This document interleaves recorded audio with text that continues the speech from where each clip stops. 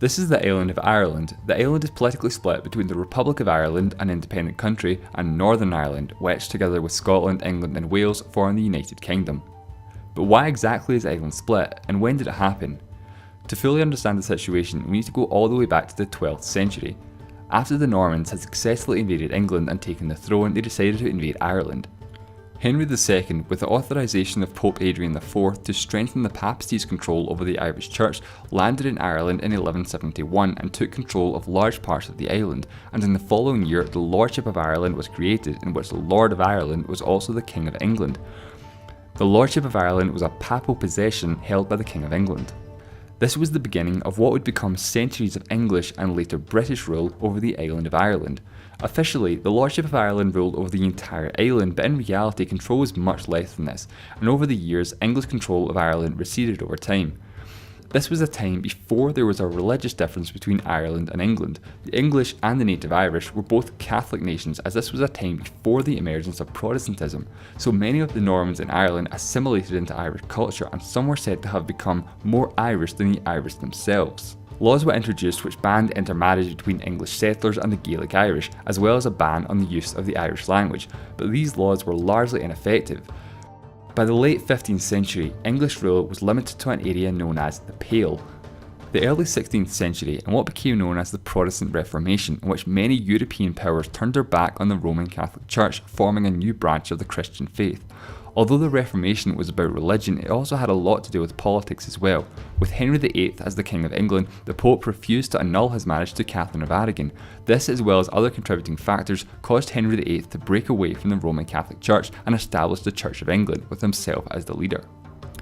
With this, the political situation in Ireland became uncertain, as Ireland was a papal possession with the King of England as Lord of Ireland. In 1542, after an Act of Irish Parliament, Henry VIII was proclaimed King of Ireland, as the Lordship of Ireland became the Kingdom of Ireland. However, Henry VIII was not recognised by the Catholic powers throughout Europe. After Henry VIII's death in 1547, his Protestant-raised 9-year-old son Edward VI ascended to the throne, but he died of illness just a few years later at the age of 15. Mary I, Henry VIII's daughter, was next in line to the throne, and since Mary was nearly 20 years older than her half-brother Edward, she was raised before the Protestant Reformation and was therefore Catholic. Because of this, Mary I was recognised as the Queen of Ireland. Ireland had remained loyal to the Pope, and the island was almost entirely Catholic. In 1603, after the death of Queen Elizabeth I, the last of the Tudor dynasty, James VI of Scotland also became King of England because of his somewhat unique family ancestry, in which he was the son of Mary I, Queen of Scots, and also the great-great-grandson of Henry VII. He was therefore known as James I, King of England, and also King of Ireland as well. This was known as the Union of the Crowns, in which Scotland, England and Ireland all shared a common monarch. In 1609, under James I's reign, the Plantation of Ulster was a process by which Scottish and English settlers confiscated land from the Gaelic Irish. This was seen as a way to stop rebellion in the north, as Ulster had been a region of Ireland most resistant to English rule. Although there had been plenty of plantations in Ireland throughout the years, the Plantation of Ulster was by far the most successful, and within just a few decades the Protestant colonist population was thriving, and even made up a majority in some areas in the north. In 1641, Irish Catholics in Ulster staged a rebellion against the settlers, which led to the Irish Confederate Wars between the Irish Catholic Confederation and the Scottish and English settlers. Most of the island of Ireland was under de facto Irish Catholic rule for several years. This was until 1649, when Oliver Cromwell and his New Model Army conquered Ireland after overthrowing the English monarchy, executing Charles I and declaring himself Lord Protector of Scotland, England and Ireland. Cromwell ruled over the three kingdoms until his death in 1658. During this time there was more confiscation of land from the native Catholics, and anyone even suspected of being involved in the 1641 rebellion was executed. His son Richard very briefly ruled afterwards, but the monarchy was restored in 1660 when Charles II became king, son of the executed Charles I. Charles II was Protestant, but his brother James II had converted to Catholicism during his time in France, so when Charles II died in 1685, Scotland, England and Ireland once again had a Catholic monarch. At this point, the majority of people in Scotland and England were Protestant, and many were uneasy with James II as their monarch. However, next in line to the throne was his daughter Mary, who was Protestant. This all changed in 1688 with the birth of his son, the would-be James III, who would undoubtedly be raised Catholic. The only reason his daughter Mary was Protestant was because his late brother and former king demanded she be raised as such. So with this change, it looked like Scotland and England would have a Catholic monarchy for the foreseeable future.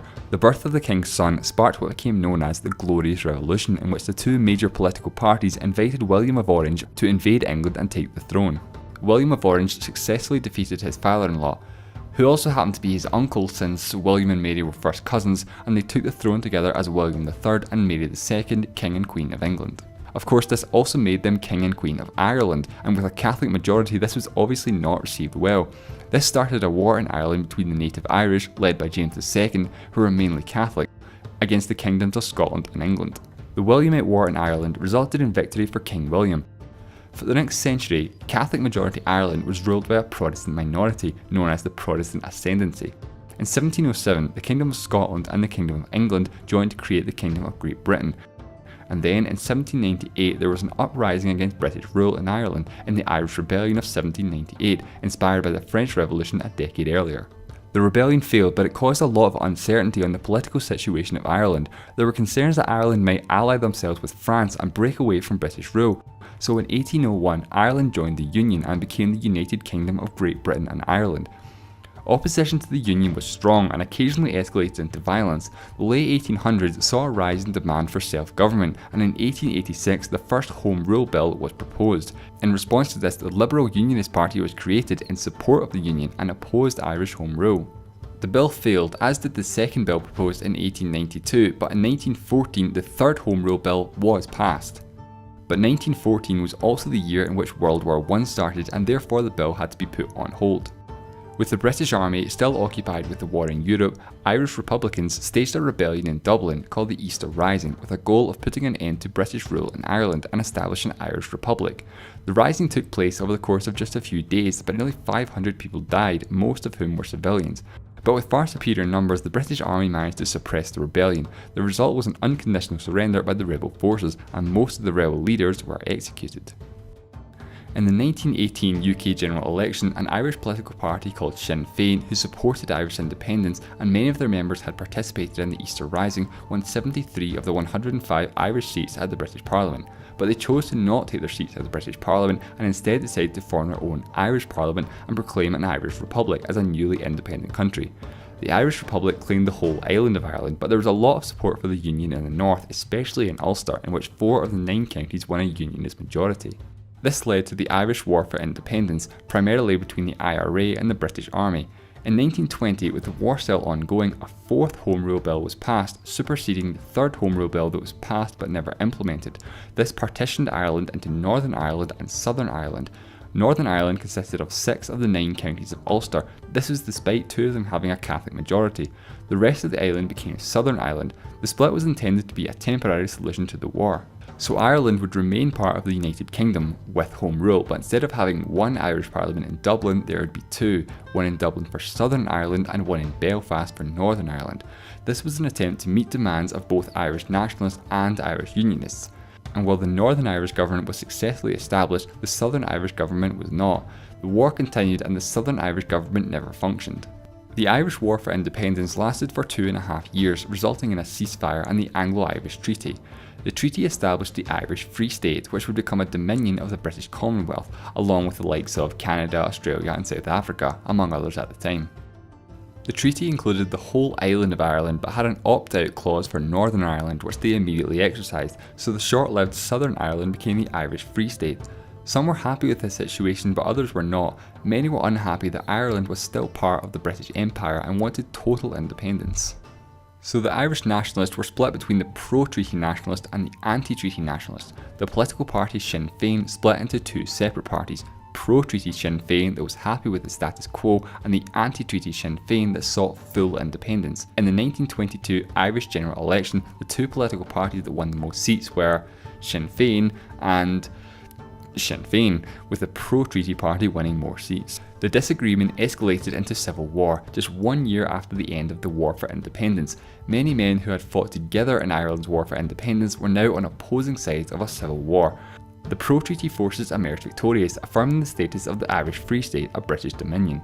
After the war, the anti-treaty Sinn Féin refused to take their seats at the Irish Parliament in protest of the treaty. Because of this, their leader, Eamon de Valera, resigned from the party and founded a new political party, Fianna Fáil, and they became the dominant political party in Ireland from 1932 onwards.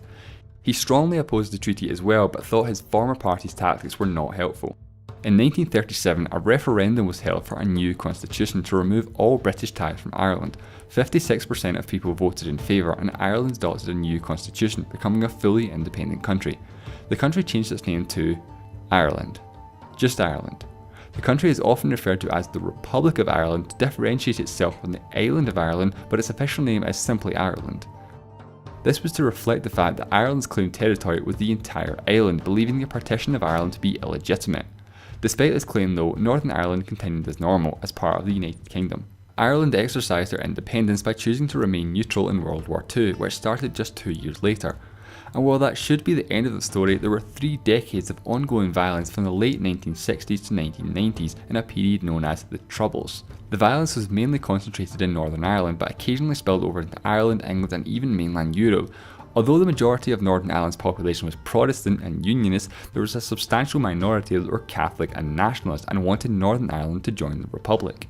After 3 decades of conflict between various organisations and thousands of casualties, a ceasefire was called to put a stop to the violence in 1998 with the Good Friday Agreement. The agreement caused the Republic of Ireland to amend their constitution, removing their territorial claim over Northern Ireland, and the British and Irish governments agreed that if a majority of people in Northern Ireland wish to leave the United Kingdom and join the Republic, the governments will make it happen. The lasting impact of the Troubles can still be seen today, especially in Belfast, in which there are walls that separate Protestant and Catholic communities, and there is still occasional violence. However, the situation is improving, and the government has made a goal to remove all of these so-called peace walls by the year 2023.